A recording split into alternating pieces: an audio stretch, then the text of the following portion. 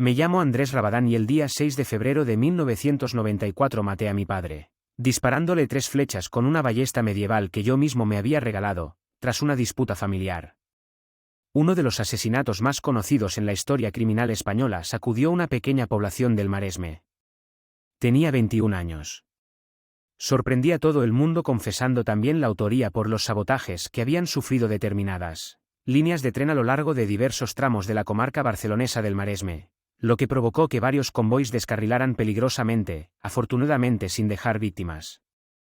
La policía, alertada por los continuos desperfectos en las líneas de tren, recibió cartas anónimas que amenazaban con más ataques, por lo que se llegó a especular con la posibilidad de que se tratara de una red de saboteadores.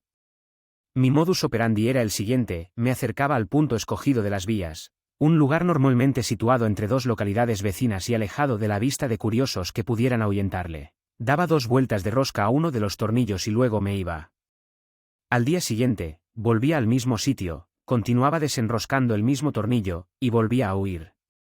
El motivo por el que procedía de esta manera era porque sabía que si me quedaba mucho rato quitando los tornillos, me exponía a que alguien lo descubriera. Mi retorcido plan pasaba también por cerrar los raíles, para luego enmascararlo juntándolos con un trozo de cinta aislante para que pareciera que no habían sido dañados. Una vez detenido, los sabotajes cesaron. Meses más tarde, se produce el parricidio. El motivo que ocasionó la discusión que desencadenó el asesinato de mi padre fue una nimiedad: el vaso de leche que le había pedido estaba demasiado caliente. Esto desató una furia incontrolada dentro de mí. Fui a mi habitación a por mi ballesta y le descerrajé un tiro en la sien. Al ver que seguía con vida, puso fin a su sufrimiento disparándole otras 2 flechas en la frente y la nuca. Después de cometer el crimen, cogí mi moto y me topé con un policía que patrullaba la zona, a quien le confesé lo que había sucedido. El agente se dirigió al domicilio junto conmigo para comprobar si la víctima estaba inconsciente o no. Encontró el cuerpo tumbado en la cocina, con 3 flechas clavadas en la nuca, sien y frente. Mis antecedentes familiares cuentan que mi madre se suicidó ahorrándose cuando yo tenía 8 años. Dejaba 3 hijos a cargo de un padre que destacaba por su mal genio. Cuando mi madre quedó embarazada por primera vez, mi padre no se quiso casar con ella y la dejó para posteriormente irse a vivir a Barcelona.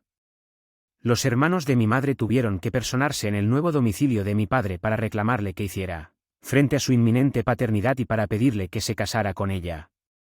El primer diagnóstico que se emitió certificaba que padecía una esquizofrenia delirante paranoide, una patología mental cuya característica principal es que el sujeto se disocia de la realidad y crea un mundo paralelo y real. Oía ruidos a un volumen muy elevado en mi cabeza, me perseguían una serie de individuos que conspiraban en su contra. Por esto, guardaba distintas armas, para poder defenderme si alguien me atacaba. A consecuencia de ello me sentenciaron a 20 años encerrado en un psiquiátrico penitenciario.